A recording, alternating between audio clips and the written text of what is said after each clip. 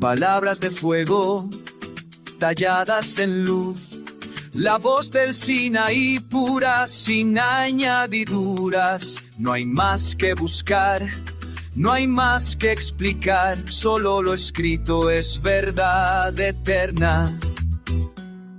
La tinta no miente, no cambia, no cede. ¿Por qué añadir lo que el himno decrete si él lo cayó? ¿Quién se atreve a hablar? Solo la Torá es ley inmortal.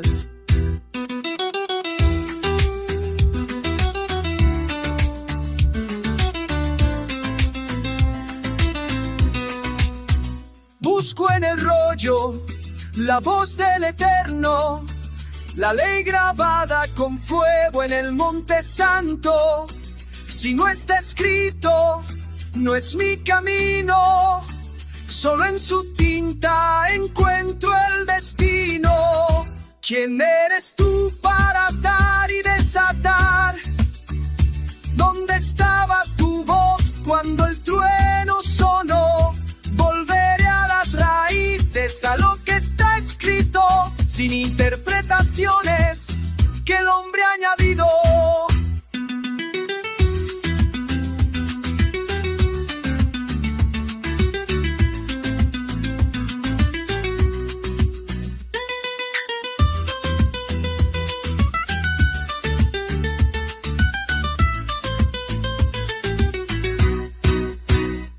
No mezcles, no robes, no añadas más, que la palabra es completa, no necesita más. No es sabiduría de rabinos ni escuela, es fuego divino, es la verdad revelada. Solo la Torá, no hay más enseñanza, no hay más disputa, lo que Elohim habló, eso guardaré. Lo demás es polvo que el viento se llevó. Si la tradición humana se cae como arena, la palabra de Yod Hei Vayei permanece para siempre. No me ataré a lo que el hombre inventó, mi fe está en lo que el dedo de Elohim escribió.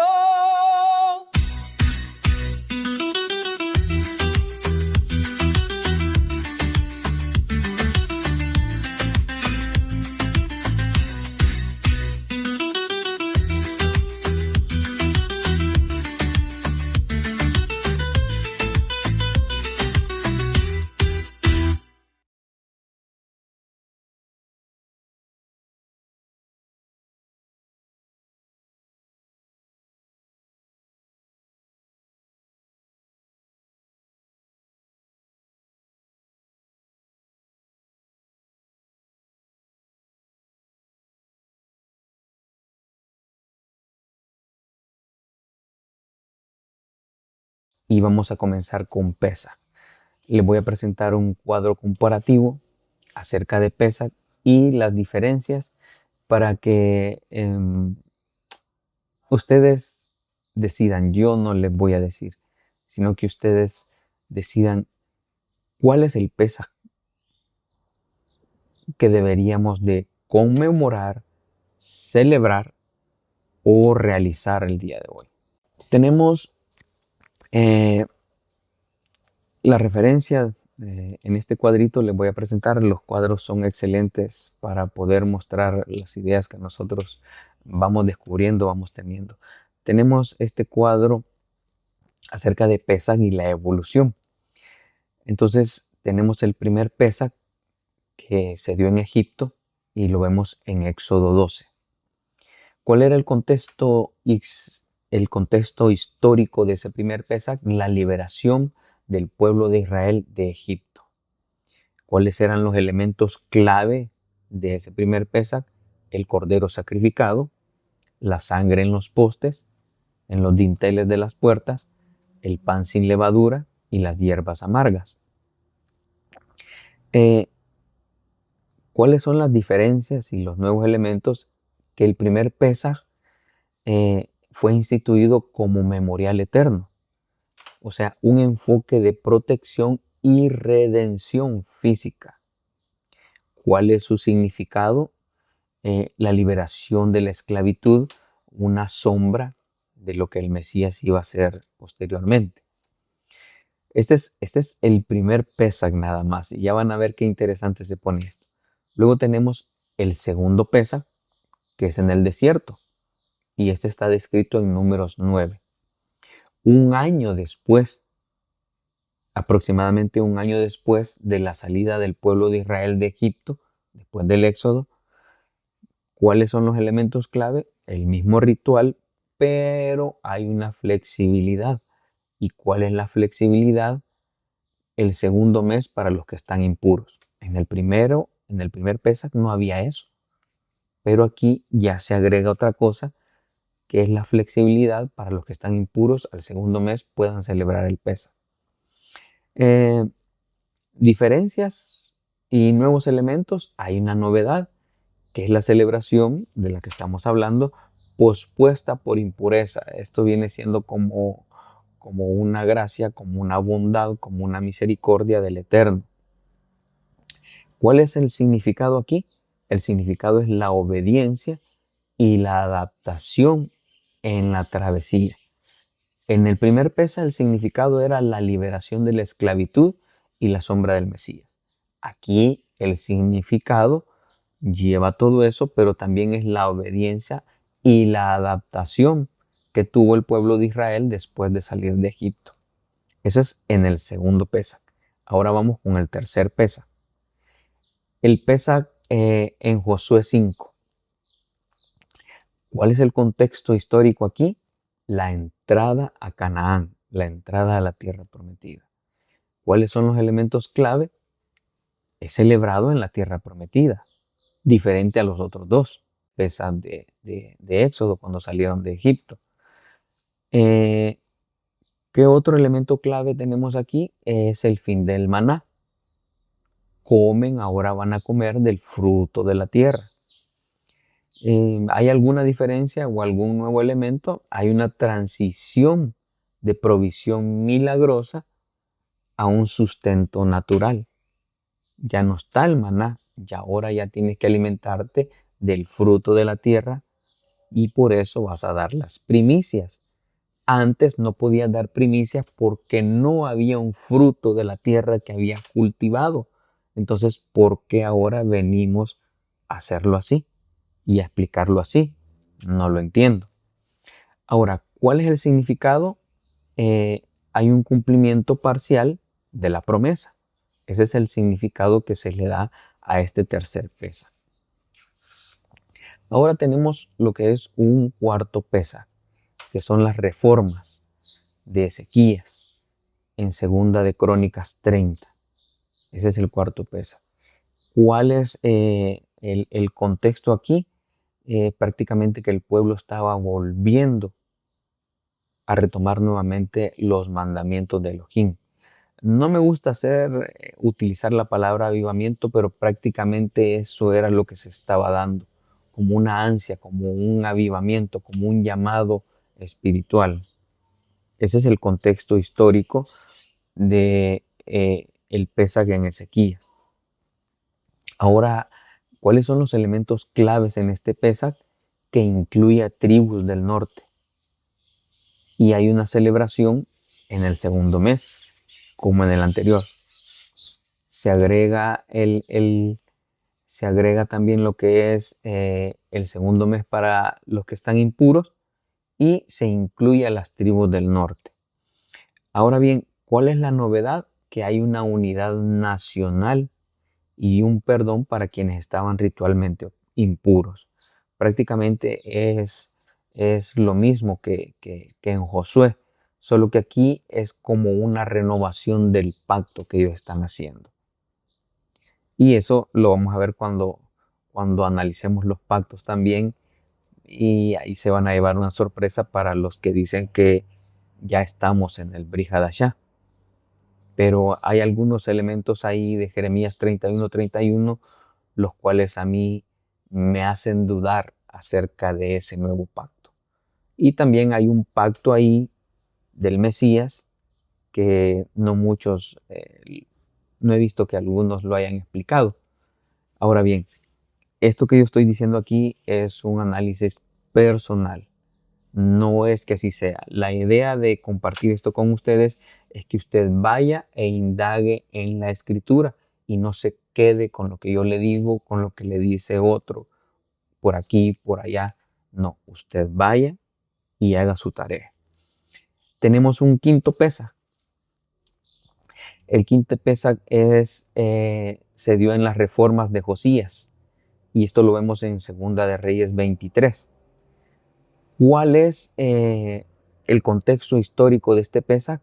Es la recuperación de la Torá, la recuperación de el legado que Elohim había dejado a los primeros padres. Ese es el contexto aquí. Si se fijan, el contexto del primer Pesaj es la liberación de Egipto. El contexto del segundo Pesaj es que se hace un año después del Éxodo. El contexto del tercer Pesaj es que se hace al entrar a la tierra prometida, a Canaán. El contexto del cuarto Pesaj es parecido al quinto. Aquí es una renovación espiritual. Y el contexto del quinto Pesaj es la recuperación de la Torá. ¿Cuáles son los elementos aquí los elementos claves? Es que hay una gran celebración en Jerusalén. Y la celebración del segundo mes se mantiene siempre. ¿Cuál es la novedad?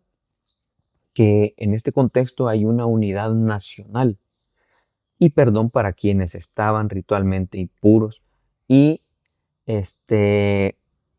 perdón, eh, hay una gran celebración en Jerusalén. Siempre se incluye lo que es para los que estaban ritualmente impuros, se hace énfasis en la ley y se restaura tras años de idolatría que había tenido Israel. ¿Cuál es aquí el concepto clave? Que hay un retorno a la verdadera adoración. Ahora bien, tenemos un sexto Pesaj que es en el exilio y en el segundo templo. Este es un Pesaj posexilio babilónico. Entonces, ¿qué es lo que se añadió aquí? Aquí ya se añadieron tradiciones orales. Aquí ya cambia la cosa. Aquí ya se añadieron las copas de vino, las preguntas del Seder. ¿Cuáles son? Y precisamente esos son los nuevos elementos. Las 4 copas de vino, la lectura de la Agadá y el Aficomán. Y también cambia lo que es el concepto o su significado. Porque su significado aquí ya es la esperanza mesiánica y la preservación cultural, la preservación de Israel o de Judá como nación, con sus costumbres, con sus tradiciones, y eso lo vamos a ir viendo poco a poco.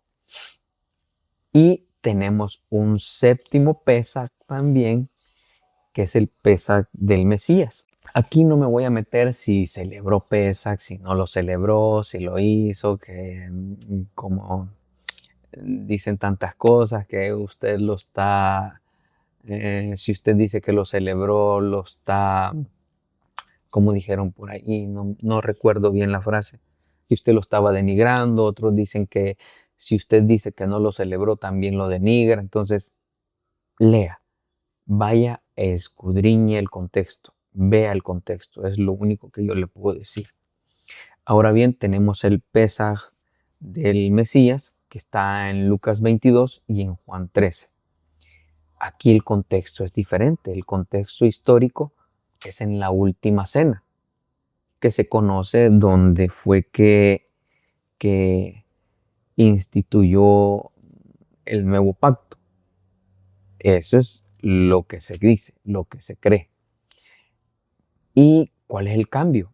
Hay un cambio aquí, hay un elemento clave que se presenta al Mesías como cordero y el pan y el vino y su sangre como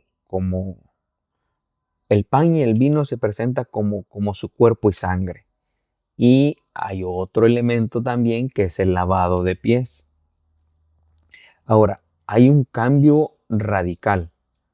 Ya no es el sacrificio del cordero, ya no son las 4 copas de vino, ya no es la restauración, ya no es la transición milagrosa, ya no es la oportunidad para los que estaban impuros, sino que aquí hay un sacrificio humano,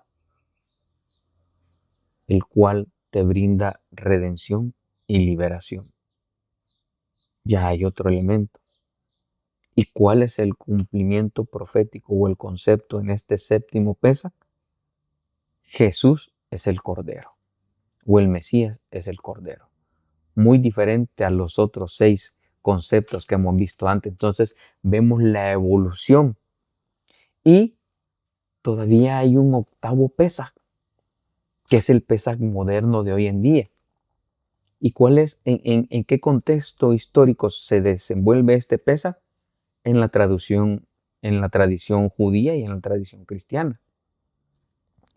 ¿Cuáles son los elementos clave en la tradición judía? Pues ahí ya agregaron el ceder con 15 pasos, 4 copas y platos simbólicos. En el cristianismo es la comunión nada más, basándose en 1 Corintios 11. Ahora, ¿cuáles son las diferencias y nuevos elementos que en el Pesaj, por ejemplo, en el Pesaj de Mesías hay un enfoque en rendición espiritual, ya lo mencionamos, y que él es el Cordero.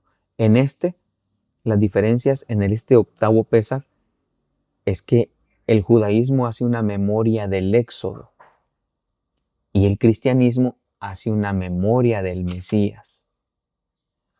El significado que tiene el judaísmo es la esperanza del Mesías y el cristianismo que el Mesías ya cumplió Pesaj. Entonces, ven el contraste que hay.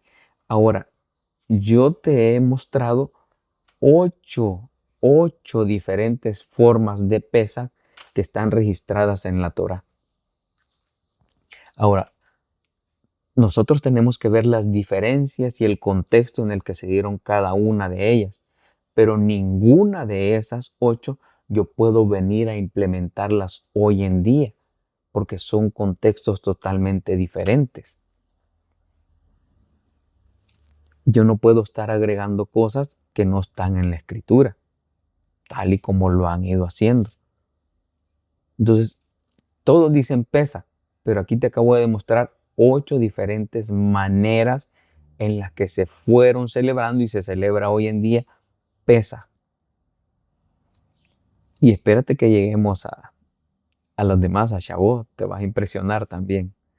Ahora, te voy a mostrar otro cuadrito también, donde vamos a ver los elementos del Pesaj original de Éxodo 12 versus o contra el Pesaj moderno. El elemento original era el Cordero Pascual, según Éxodo 12. Este era sacrificado en sus hogares y la sangre se ponía en los dinteles de las casas. Ahora, el Pesaj moderno o el judío, hay un hueso asado en el plato simbólico. En el Pesaj cristiano, el Mesías es el Cordero, de acuerdo a Juan 1:29. Ahora, en el Pesaj original hay un elemento que es llamado matzá, que es el pan sin levadura que se come apresuradamente. Ahora, en el Pesaj moderno judío es obligatorio el matzá, es parte del ceder de ellos. Y en el Pesaj cristiano, el vino y el pan son el cuerpo del Mesías. Ahora, en el Pesaj original, estaban las hierbas amargas, que simbolizaban la esclavitud. En el Pesaj moderno está el maror, una especie de rábano picante, para simbolizar esas mismas hierbas amargas. En el Pesaj cristiano no se enfatiza, salvo que alguien tenga una liturgia diferente y lo quiera hacer, pero no hay un énfasis en ellos, en eso. Ahora, la celebración en el Pesaj original era familiar, era en casas, marcadas con sangre en sus dinteles. En el Pesaj moderno es un ceder de 15 pasos, que es la llamada Haggadah. Y en el Pesaj cristiano es la Santa Cena o la comunión. Ahora, la ubicación en el Pesaj original, o en el primer Pesaj, si así lo quieres llamar, era en hogares antes del templo. No había un templo, no había Mishkan, era en sus hogares. Ahora, en el Pesaj moderno judío, se hace en hogares tras la destrucción del templo. Y en el Pesaj cristiano se hace en iglesias o en hogares. Ahora, el sacrificio en el Pesaj original era un cordero sacrificado por familia. En el Pesaj judío, algunos sin sacrificio. ¿Por qué? Desde el año 70, después del Mesías, cuando fue la destrucción del templo, ellos implementaron lo que fueron muchas cosas, porque como ya no tenían, ya no hacían sacrificios, ya no tenían templo, entonces muchas de las cosas que están en el Talmud, en la Mishnah y en la Haggadah, vinieron a sustituir todos esos rituales. Y este es un tema muy interesante también. Ahora, el Pesaj en el cristianismo, el Mesías como único sacrificio. Ya ellos así lo creen. Ahora, ¿en qué tiempo se dio el primer Pesaj? Se dio 14 de Nisan. Pero para el judaísmo lo hace el 15 de Nisan y hacen el Seder. Para el cristianismo lo hacen en Viernes Santo, le llaman ellos. Entonces, puede verla y aquí nos pudiéramos extender, por eso yo les decía que me voy a quedar corto porque aún falta más, tenemos que hablar sobre Shavuot también y ahí te vas a impresionar para que vayas viendo cómo la tradición ha jugado un papel muy importante y la decisión es tuya. Siguiendo con esto de Pesaj, en el original no había bebida, no había vino. En el Pesaj moderno hay 4 copas de vino, que simboliza el gozo de la liberación. En el Pesaj cristiano hay una copa de vino que es igual a la sangre del Mesías, para ellos. Ahora, la narración o el contexto en el cual se desarrolla el Pesaj original son instrucciones breves que están dadas en Éxodo 12 del 26 al 27, pero en el Pesaj moderno no. En el Pesaj moderno está la Haggadah, que es un relato completo del Éxodo. Y en el Pesaj cristiano está la lectura de la última cena, de acuerdo a como está en 1 Corintios 11. En el Pesaj original no existe el aficomán, pero en el Pesaj moderno judío está el pan escondido, que es símbolo mesiánico. En el cristianismo algunos lo vinculan al Mesías, de acuerdo a lo que dice Lucas 22:19. Entonces, como puedes ver, hay una gran variedad de cambios, de muchas cosas que se han venido dando. Y la pregunta es, yo te he demostrado aquí brevemente 8 tipos de Pesaj diferentes. ¿Cuál Pesaj crees tú que es el que deberíamos de hacer el día de hoy? Basándonos en la Escritura. ¿Sería un Pesaj como el de Egipto, cuando es un contexto diferente? ¿Sería un Pesaj como el de Josué, cuando es un contexto diferente. Sería un Pesaj como el del judaísmo, cuando es totalmente diferente. La pregunta es, ¿qué dicen? ¿Celebrar? Nosotros lo tomamos como una celebración, tenemos todos los elementos hoy para poder celebrar tal y como ellos lo hacían, o conmemorar. Muchos dicen, no, es que el texto dice celebrar. Ah, entonces tenemos, si nosotros nos basamos porque dice celebrar, es porque tenemos todos los elementos para hacer la celebración. Pero si te falta un elemento, ¿cómo queda la celebración? Ahora bien, demos un pequeño salto porque no les voy a quitar mucho el tiempo, no me quiero extender en estos videos demasiado. La bendición del Omer, o la parte que dice Sefirat HaOmer.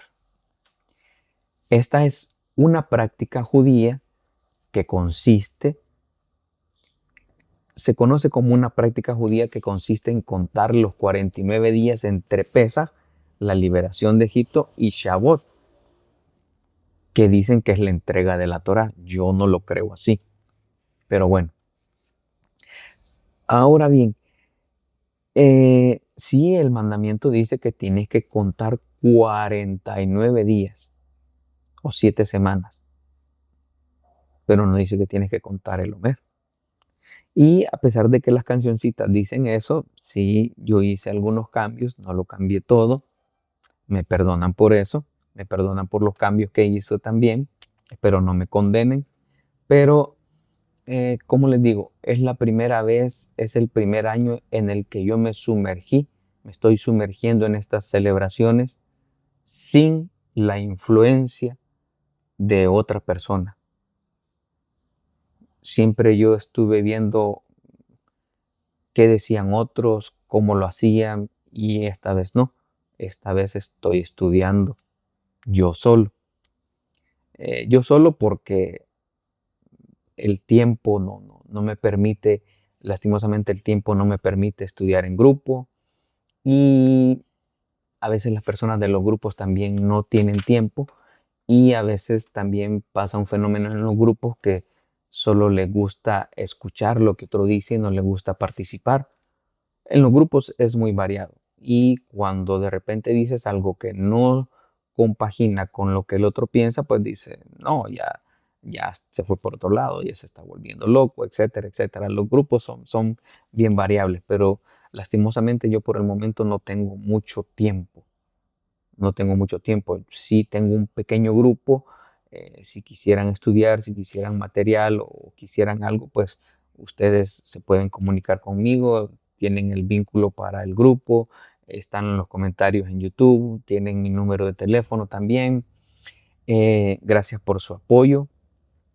Gracias por los hermanos que me han apoyado siempre, que me han ayudado. Muchas gracias. Sinceramente no sé que yo veo que el Eterno siempre ha tenido rajamín para conmigo, pues a pesar de lo que soy.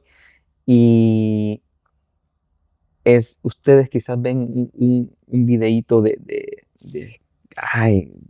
3, 2 minutos, pero eh, todo lo hago yo. Desde la canción, las imágenes, la edición, todo lo hago yo. Así que sus aportes, su ayuda, sus agradecimientos, créanme que significan mucho para mí. Ahora vamos a seguir con Shavuot, pero no me voy a extender mucho, solo les voy a decir unas pequeñas partes, porque esto lo tenemos que ir viendo más desglosado. El texto de la bendición en hebreo y su transliteración. ¿Qué es lo que dice esta verajá o esta bendición? Dice, Baruch atah Adonai Eloheinu melech haolam, asher kidishanu bemisbotav betzivano al sefirah haomer. ¿Qué es lo que dice? Bendito eres tú, Señor, nuestro Dios, Rey del universo, que nos has santificado con sus mandamientos y nos has ordenado el conteo del Omer. Vuelvo y repito, no es el conteo del Omer, sino el conteo de los días. Ahora bien, ¿cuándo se recita eso de acuerdo al judaísmo? Se recita cada noche, desde la segunda noche de Pesach hasta la víspera de Shavuot. Entonces, se menciona el día correspondiente, por ejemplo, se dice hoy es el día 5 del Omer y se hace la recitación de la Berajá y se leen otros textos ahí. Ahora, para ellos, para el judaísmo, esto tiene un significado espiritual muy profundo. Para ellos simboliza la preparación espiritual para recibir la Torá y trabajan en cualidades como la humildad, la paciencia, el amor, basado en la Kabbalah y en la Sefirot. ¿Está mal? No, no está mal. ¿La bendición está mal? No, no está mal. Si ustedes la quieren hacer, o el que la haga, está en todo su derecho de hacerla, pero que no venga a decir que es mandamiento. Eso es lo único. Es una tradición, no es un mandamiento. Deriva del mandamiento, pero el mandamiento en sí no está diciendo la práctica que ellos hacen. Ahora bien, veamos cada una de las partes de lo que tiene esta bendición. Baruch atah Adonai Eloheinu melech haolam asher kedishanu bemizvotav betzivanu al sefirat haomer. Baruch atah Adonai Eloheinu melech haolam. Bendito eres tú, Señor nuestro, Dios, Rey del universo. Así es como lo tradujeron. Y esto tiene su origen en una fórmula estándar de bendiciones establecida por los sabios rabínicos de allá por el siglo V, entre el siglo V y IV de la era común. Entonces, esta bendición no aparece literalmente en la Torá, pero se basa en el concepto de bendecir a Elohim, basándose en Salmos 118, 26 y en Deuteronomio 8:12. Luego la otra frase que dice, Asher kedishanu bemizvotav, que nos ha santificado con sus mandamientos. Esto tiene su origen en el lenguaje rabínico. Refleja la idea de que las misbot, o sea, los mandamientos, santifican al pueblo, de acuerdo al Levítico 28. Y cuando dice Betzivanu al Sefirat HaOmer, y nos ordenó el conteo del Omer. ¿Tiene base bíblica? Sí, de acuerdo al Levítico 23, 15 y 16. Dice contar 7 semanas. Contar 7 semanas. Desde Pesach hasta Shavuot. Pero no menciona una bendición específica. La obligación de recitar una verajá, en este caso la que estamos viendo, esta bendición, antes de cumplir una misma, es una institución o una instrucción rabínica que está detallada en el Talmud, en el Berajot 40b. Ahí lo pueden encontrar ustedes. Ahora bien, ¿qué es lo que está en la Torá y qué no? La parte de la bendición, contar 49 días, Sefirá HaOmer. Su origen está en la Torá. Y la fuente específica que utilizan para esa frase es Levítico 23, 15, 16 y Deuteronomio 16, 9 y 10. Ahora, la fórmula de la bendición es rabínica, es posbíblica y está en el Talmud Berajot 11a también y en la Mishnah del siglo II. El término al Sefirat HaOmer es un término de reinterpretación rabínica. Los sabios rabinos derivaron la obligación de bendecir del principio general de abstenerse sin bendición. Ellos fueron que designaron eso. Entonces, este grupo de rabinos institucionalizó el formato estándar de bendiciones del siglo V al siglo IV antes de la era común.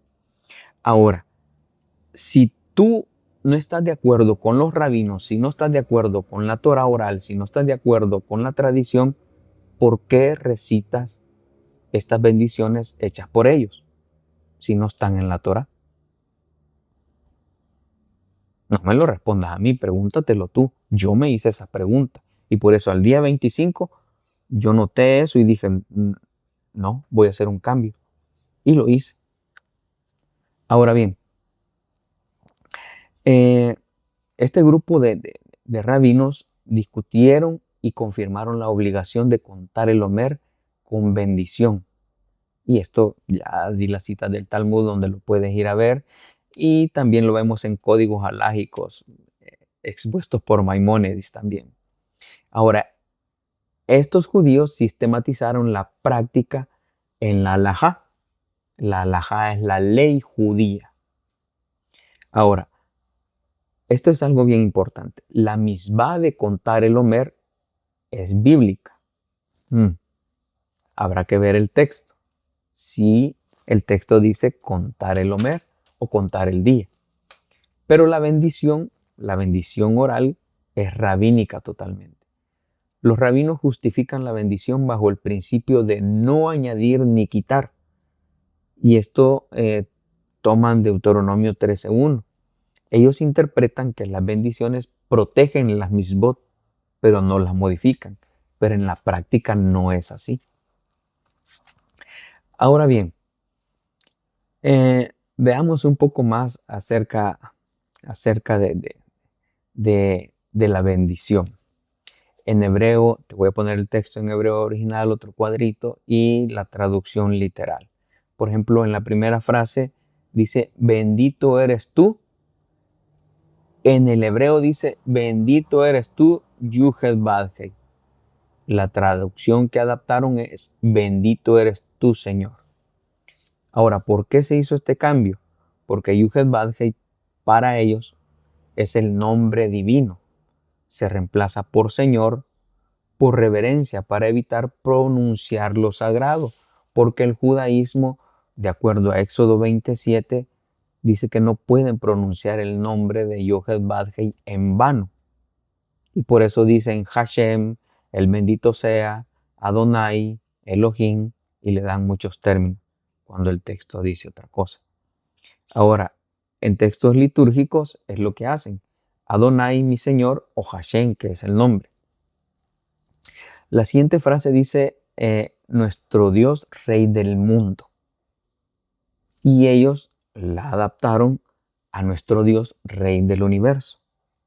Olam, la palabra Olam puede significar mundo o eternidad o universo, de acuerdo al contexto.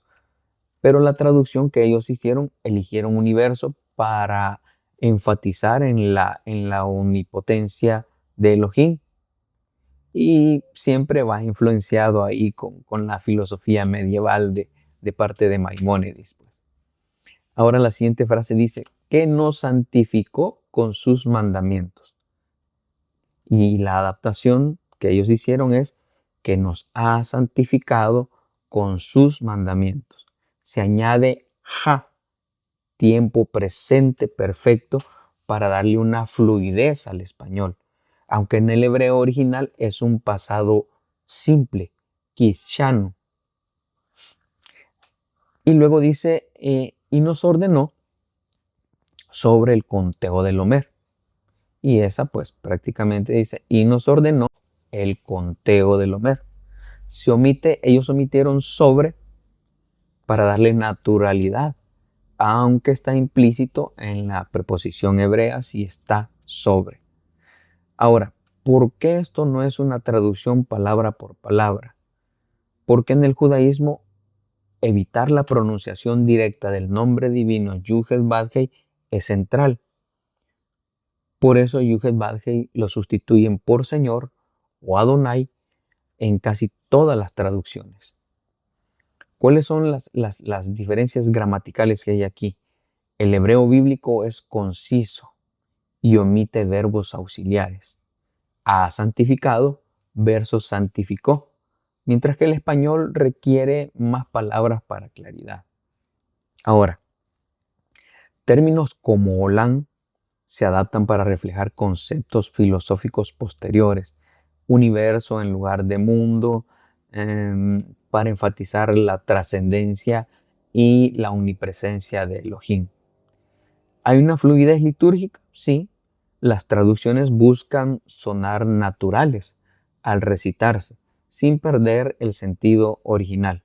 Por ejemplo, al Sefirat HaOmer, sobre el conteo, se simplifica a el conteo. ¿Cuáles son las fuentes de estos cambios? Podíamos mencionar los Targumín.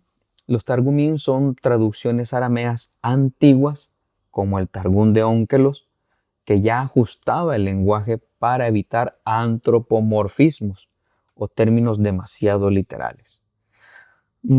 Traductores medievales también adaptaron términos filosóficos griegos, árabes al hebreo, incluyendo en versiones posteriores.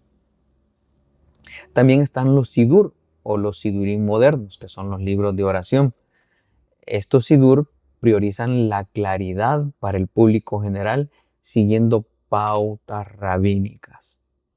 Ejemplo concreto, Omer, o literalmente gavilla.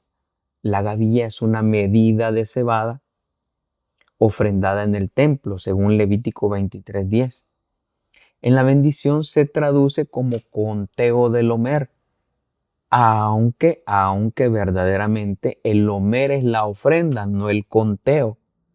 Pero los rabinos extendieron el término para nombrar todo el período. Y eso lo vas a ver en Talmud, en el Menajot 66a.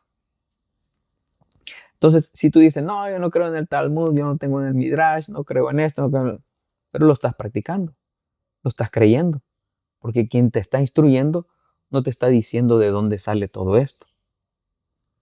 Ahí se las dejo. Ahora, la traducción es fiel al significado, pero no esclava de la literalidad. Los cambios responden a, número uno, el respeto por lo sagrado, la claridad idiomática, la evolución histórica de la interpretación judía. Ahora, por ejemplo, otras bendiciones como el Shema siguen algunos patrones similares.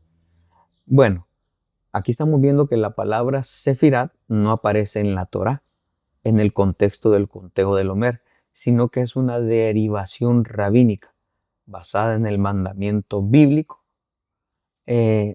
Aquí vamos a explicar brevemente con detalle.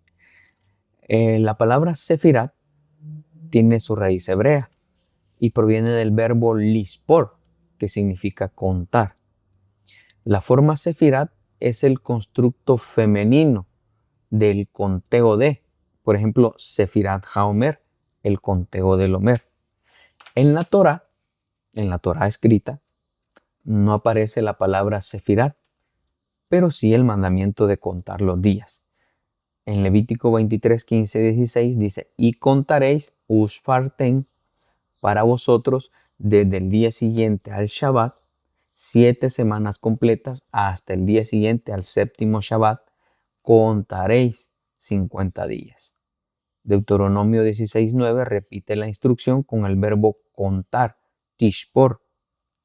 Ahora, ¿cuál es el uso rabínico que le dieron a esto?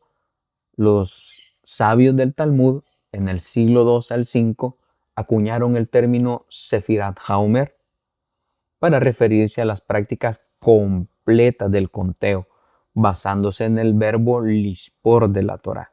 Entonces, no se lo inventaron, no se lo sacaron de la manga. Es una interpretación y una traducción que ellos hicieron en base a un texto de la Torá escrita, que ya después quedó plasmado como un mandamiento para ellos. Ahora, en el Talmud Babli, en la Menajot 65b, discute las reglas de Sefirat HaOmer. ¿Por qué no usa la Torá la palabra Sefirat? La Torá emplea verbos en imperativo, contaréis, mientras que el judaísmo rabínico posterior normalizó el concepto y convirtió la acción en un sustantivo, o sea, el conteo, ya no en un verbo imperativo como contaréis. Y esto es prácticamente, es típico en la transición que se da del hebreo bíblico al hebreo rabínico. El bíblico dice, Ushparten Lashem, y contaréis para vosotros. En el rabínico dice, Sefirat Haomer, el conteo del Homer. Entonces, esto fue evolucionando después del período del segundo templo, se usaba el verbo contar, como en la Torá, pero ya se asociaba con la ofrenda del Homer, la gavilla de cebada. En la Mishnah, en el siglo II, en la Mishnah Menahot 10.3 menciona, se cuenta el Homer, Sofrin Homer, usando el verbo lishpor. En el Talmud del siglo V de la era común, fija el término Sefirat HaOmer como nombre oficial de la misbah. Ahora, la relación con el Homer, Homer sí está en la Torá, en Levítico 23, 10, 12, pero como una medida de cebada, ofrendada en el templo, no como un conteo. Pero los rabinos lo extendieron al término para nombrar todo el periodo de 49 días, aunque técnicamente el Homer era solo el primer día. ¿Cuál es la conclusión que podemos sacar de esto? La Sefirat es una adaptación lingüística rabínica del verbo contar usado en la Torá. La Torá ordena contar los días, pero no usa el sustantivo Sefirat. El término completo Sefirat HaOmer surge de la tradición oral explicada en el Talmud para sistematizar la misbah. Entonces, todavía hay mucho más. Hablaremos también de lo que es la halajá, pero no quiero robarles mucho tiempo. Esto es parte de lo que estoy estudiando. Vienen cantidad de temas. Quisiera poder tener todo el tiempo, pero lastimosamente no tengo tiempo. Hoy estoy grabando en la madrugada. Si me ven los ojos chinitos es porque estoy grabando en la madrugada, porque es en el único momento en el que tengo un lugar en un poco de silencio y un espacio para poder grabar. Tengo otros temas interesantes por ahí también que espero poderlos compartir con ustedes, y quiero enfatizar en algo. No estoy dando por sentado algo. No estoy diciendo está otra opinión u otras personas cristianas, mesiánicas, de raíces hebreas, judíos, están equivocados o están en un error. Yo no estoy diciendo eso. Solo estoy diciendo lo que la Torá escrita en la cual yo creo dice versus algunas costumbres y tradiciones. Ahora, no estoy tampoco acusando a nadie ni hablando mal de nadie. Y si alguien se dio por aludido, pues lo siento mucho y examínese tal y como todos nosotros lo hacemos, nos examinamos y, pues nada más eso, mis hermanos. Quedamos pendientes, vamos a ver la interpretación del alajá. Les voy a desglosar también la declaración que yo hice, si está en la Torá cada una de esas partes. Y también vamos a ver los diferentes tipos de Shavuot, así como los diferentes tipos de Pesaj, los diferentes tipos de Shavuot que han habido y que hay, y cuál ha sido su contexto. Si usted quiere seguir haciendo la bendición del Omer, no hay ningún problema, sígala haciendo. Si quiere hacer todo el ritual que hacen en el día 50, no hay ningún problema, hágalo, hermano, yo no estoy en contra. Solo que lo que yo digo es que no podemos poner cosas que no son mandamientos como mandamientos. Eso es lo único. ¿Cuál es una forma en la que yo pudiera conmemorar Shavuot? Bueno, pues eh, haciendo una lectura. Allí, lastimosamente el tiempo no me dio para que veamos. En el próximo video vamos a ver los diferentes tipos de judaísmo, cómo ellos hacen sus prácticas. Y pues, si a ustedes no se lo han dicho, deberían de ser más sinceros en decirle cómo los practican sus ramas. Pero si me están diciendo que te hace llamar de una rama, pero practicas lo de otra, como que hay una inconsistencia ahí. Entonces, eso lo vamos a ver en el próximo video. Espero poder hacerlo pronto, no quedarme tanto tiempo así. Y le vamos a dar una secuencia porque este sí es una lista de reproducción. Aquí vamos a ver muchos temas, muchas tradiciones. Ojo, las tradiciones no son malas todas, no son malas, pero en el momento en que te carga, te aísla, te discrimina, no te hace estar bien, entonces sí la tradición se vuelve una carga. Y ya lo dijo el Mesías: hay de ustedes, escribas y fariseos hipócritas, que ponen cargas sobre los hombres que ustedes ni siquiera con un dedo quieren mover. Parafraseando el texto, les dijo: era necesario hacer esto sin dejar de hacer aquello. Entonces el Mesías lo dijo y pues escudriñemos la escritura, mis hermanos. Espero que no se me haya olvidado nada. Muchas gracias por su atención. Muchas gracias a todos los suscriptores. Cualquier pregunta, cualquier consulta, estoy a sus órdenes. Yo no lo sé todo. Yo estoy aprendiendo hebreo, estoy aprendiendo interpretaciones, estoy aprendiendo cultura, tradición. Estoy aprendiendo, hermanos. Y yo creo que voy a morir aprendiendo. Y la idea no es venir a acusar a nadie, sino que estudiemos, y ya el canal lo dice, escudriñemos. Y cada quien que tome su propio camino o el camino que crea que es mejor para honrar a nuestro Elohim y a nuestro Padre eterno, pues. Así que bendiciones, mis hermanos. Muchas gracias. Nos vemos en una próxima entrega. Espero poder hacerlo pronto porque este próximo video se va a poner bueno. También vienen temas muy buenos. Vamos a hablar acerca de los diferentes tipos de judíos, cómo celebran, cómo son sus prácticas. Vamos a hablar acerca de que si la Torá habla de antropomorfismo, ojalá me estén escuchando para que se me adelanten, no hay ningún problema. Y hay una cantidad de estudios, hermanos, que vamos a hablar acerca de la historia del cristianismo. Vamos a hablar también de un documento muy importante que habla de muchas sectas judías que se dieron posterior al Mesías. Y pues todo eso. Recuerden que estamos escudriñando la Torá. Así que bendiciones, hermanos, bendiciones. Vamos a seguir haciendo más estudios sobre las fiestas. También tengo ese estudio pendiente. Y pues nada, bendiciones.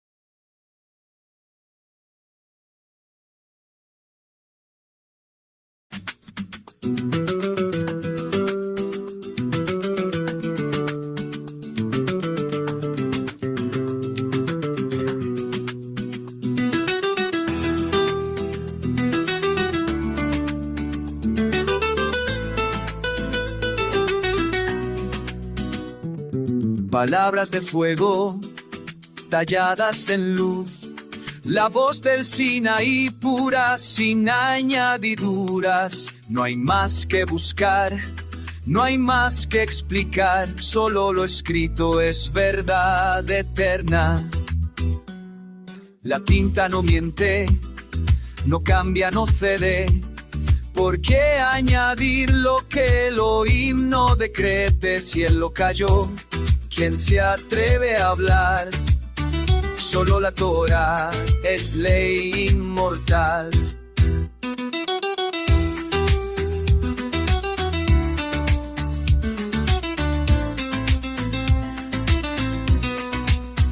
Busco en el rollo la voz del Eterno, la ley grabada con fuego en el Monte Santo.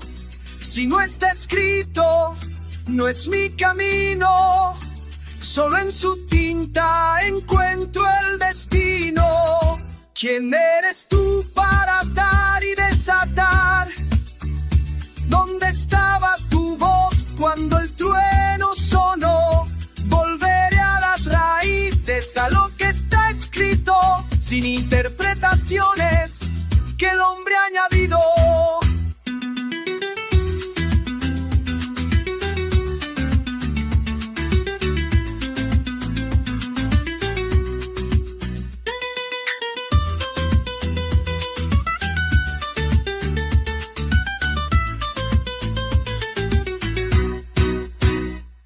No mezcles, no robes, no añadas más. Que la palabra es completa, no necesita más. No es sabiduría de rabinos ni escuela. Es fuego divino, es la verdad revelada. Solo la Torá, no hay más enseñanza, no hay más disputa. Lo que Elohim habló, eso guardaré. Lo demás es polvo que el viento se llevó. Si la tradición humana se cae como arena, la palabra de Yod Hei Vayei permanece para siempre. No me ataré a lo que el hombre inventó. Mi fe está en lo que el dedo de Elohim escribió.